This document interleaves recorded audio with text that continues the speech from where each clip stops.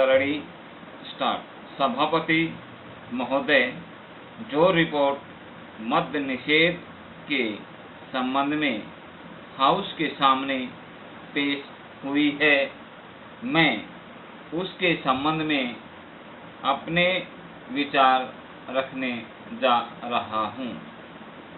विराम। इस रिपोर्ट के दो भाग हैं। इन दोनों भागों में बहुत सी बातों का जिक्र किया गया है। विराम। बहुत सारी विवेचना इस रिपोर्ट के अंदर है। विराम। मैं इसके विस्तार में जाना नहीं चाहता हूँ, लेकिन कुछ ठोस और खास बातें आपके सामने रखना चाहता हूँ। विराम। पहली बात तो यह है कि क्या नशाबंदी हमारे लिए आवश्यक है? प्रश्नवाचक चिन्ह। क्या यह जरूरी है कि हम मद्यपान न करें?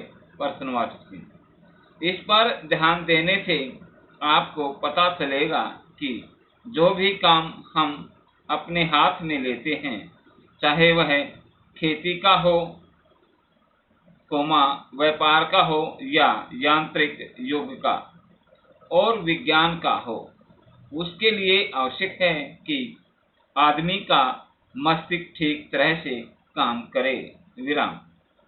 अगर मस्तिष्क का संतुलन बिगड़ जाता है तो वह उस काम को ठीक तरह से नहीं कर सकता। विराम।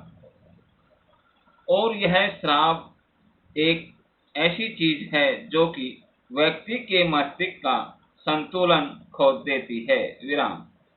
इसीलिए हमारे देश में हमारे नेताओं ने यह आवश्यक समझा था कि अगर इस देश में सामाजिक और आर्थिक जीवन का संतुलन ठीक रखना है, लोगों को किसी चीज का ज्ञान देना है, किसी चीज को उन्हें सिखलाना है, तो उसके लिए जरूरी है कि इंसान का दिमाग ठीक रहे, और इसीलिए नशाबंदी का होना बहुत ही जरूरी है। विराम। इस बात का प्रचार आज़ादी से पहले और बाद में भी किया गया। यदि हम धार्मिक ग्रंथों को देखें, हिंदू धर्म के वेद तथा शास्त्रों को देखें, कि क्रिश्चियन की बाइबल को देखें या मुसलमानों की पवित्र कुरान को देखें, तो किसी ग्रंथ में भी इस प्रकार की विचारधारा नहीं है कि आदमी शराब पिए। विराम। हर स्थान पर इसका खंडन किया गया है। विराम।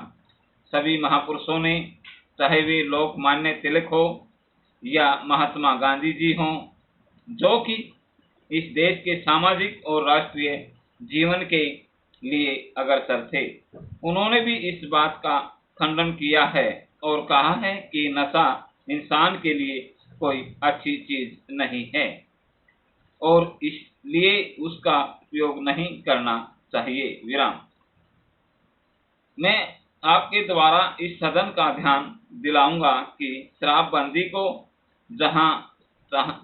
जहां भी ढील दी गई है, जहां शराबबंदी नहीं है, वहां पर देखने से पता चलता है कि हालत कितनी खराब हुई है। विराम।